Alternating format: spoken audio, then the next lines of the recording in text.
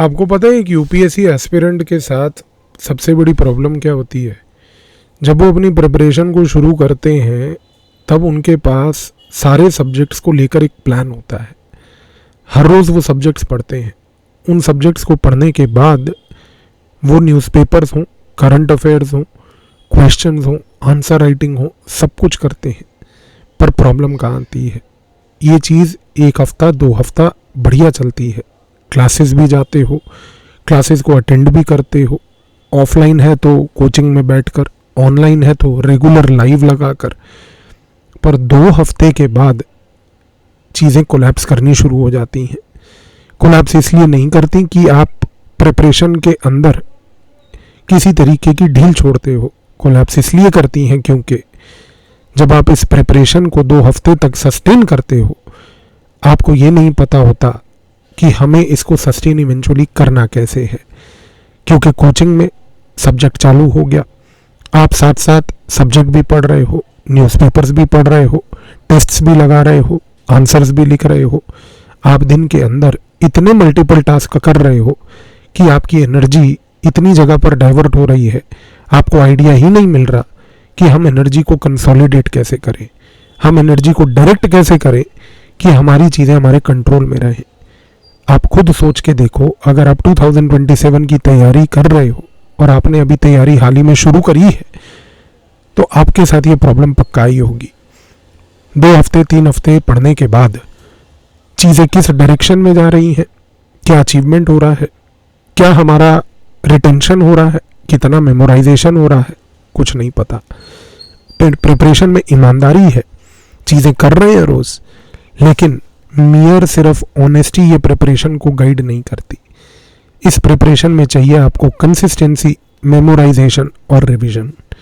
और जब आप सिर्फ ऑनेस्टी का गेम खेलते हो कि आप प्रिपरेशन कर रहे हो, और जब आपकी प्रिपरेशन में कंसिस्टेंसी, मेमोराइजेशन और रिवीजन मिस हो जाए, तो आप समझ लीजिए कि प्रिपरेशन एक कोलैप्सिंग स्टेज पर है। और मैं ये जो पॉइंट बोल रहा हूँ ये इंपॉर्टेंट इसलिए है क्योंकि कोलैप्स कोई प्रिपरेशन का एग्जाम से पहले नहीं होता, कोलैप्स प्रिपरेशन के स्टार्टिंग में होता है। और हम इस कोलैप्स को अगर स्टार्टिंग में ना समझ पाए तो ये कोलैप्स्ड प्रिपरेशन ही पूरा टाइम आगे चलती है। इस चीज़ को समझिए, इस चीज़ को रेक्टिफाई कीजिए, क्योंकि आपके प्रिपरेशन में सबसे बड़ा फ्लॉ, सबसे बड़ी प्रॉब्लम ये है कि आप इस कोलैप्स को देख के, फील करके रेक्टिफाई नहीं कर पा रहे। वो रेक्टिफाई इसलिए नहीं कर पा रहे कि आप करना नहीं चाहते, पर इसलिए नहीं कर पा रहे क्योंकि आपको कोई बता नहीं पा रहा कि इसको चेंज करें कैसे और क्या करें। इस रीज़न से एक चीज़ याद रखिए कि प्रिपरेशन में एक स्ट्रक्चर होना बहुत ज़रूरी है। स्ट्रक्चर इसलिए होना ज़रूरी है क्योंकि कोई भी प्रिपरेशन एंडलेस और हैप्पैज़र्ड तरीके से नहीं हो सकती। प्रिपरेशन में एक डायरेक्शन चाहिए।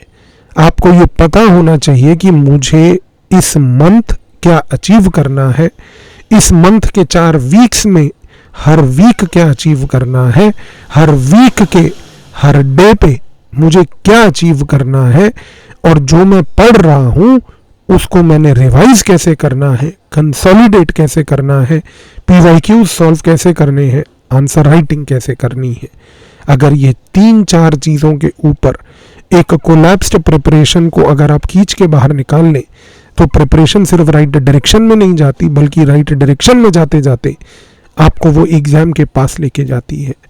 इस रीज़न से इस पर्टिकुलर प्रिपरेशन के कोलैप्स को रोकने के लिए मैं आपसे एक रिक्वेस्ट करता हूँ, 15 दिन मेरे साथ फ्री जुड़िए। मैं आपको 15 दिन एक स्ट्रक्चर दूंगा, 15 दिन आपको बताऊंगा हर रोज सुबह 8 बजे कि हम 15 दिन में ये सब्जेक्ट पढ़ेंगे। इस सब्जेक्ट को पढ़ने के लिए आज हम ये टारगेट पढ़ेंगे, इस टारगेट को पढ़ना ऐसे है, इस टारगेट में ये पढ़ना है, इस टारगेट में ये नहीं पढ़ना है, इस टारगेट को ऐसे पढ़ना है और इस टारगेट को ऐसे कंप्लीट करना है। 8 बजे अगर आपके दिन की शुरुआत इस पॉजिटिविटी से होती है तो दिन को एक डायरेक्शन मिलती है। 2 बजे मैं आपको व्हाट्सएप करूंगा, 2 बजे आपसे पूछूंगा टास्क अचीव किया या नहीं किया। रात 8 बजे दोबारा फिर से मैं आपको व्हाट्सएप करूंगा, पूछूंगा, टास्क खत्म करके मेरे को प्रोग्रेस रिपोर्ट दो।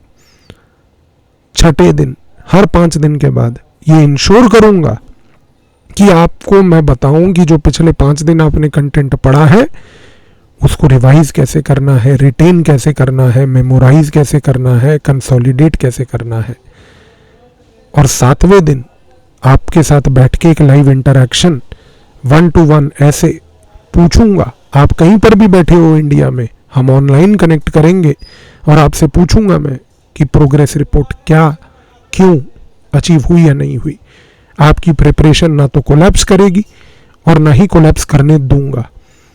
15 दिन के लिए मेरे साथ एक बार आप इस फ्री एक जीएस के सब्जेक्ट को कंप्लीट करके देखो, क्योंकि आप एक बार इस सब्जेक्ट को पढ़ोगे जब 15 दिन इस डेडिकेटेड स्ट्रक्चर से, जिसमें कोई कोलैप्स की परिस्थिति या स्कोप नहीं है, आपको समझ आएगा कि प्रिपरेशन कोलैप्सिंग को कैसे रोकना है और एक कोलैप्स हुई भी प्रिपरेशन को भी कैसे बाहर लाना है और एक प्रिपरेशन को दिशा और डायरेक्शन कैसे देनी है। इस वीडियो के डिस्क्रिप्शन में मैंने लिंक दिया है, आज ही रजिस्टर कर लो। 15 दिन इस डेडिकेशन से अगर आप जुड़ गए, I can promise and assure you, आपके जीवन के ये 15 दिन सबसे ट्रांसफॉर्मेटिव होंगे, क्योंकि ये 15 दिन में आप वो अचीव करोगे जो पिछले 2 महीने से आप स्ट्रगल कर रहे हो अचीव करने के लिए। ये एक अप्रोप्रिएट टाइम है जब प्रिपरेशन को कंट्रोल में ले आए तो कंट्रोल हो जाएगी, वरना प्रिपरेशन कोलैप्स कर जाएगी। कोलैप्स नहीं होने देना, सिर्फ एक ही पॉइंट है, एक ही तरीका है वो कोलैप्स ना हो। इस लिंक पे क्लिक करके रजिस्टर कर लेना, कोलैप्स से भी बचोगे, 2027 की मेरिट में नाम भी पाओगे।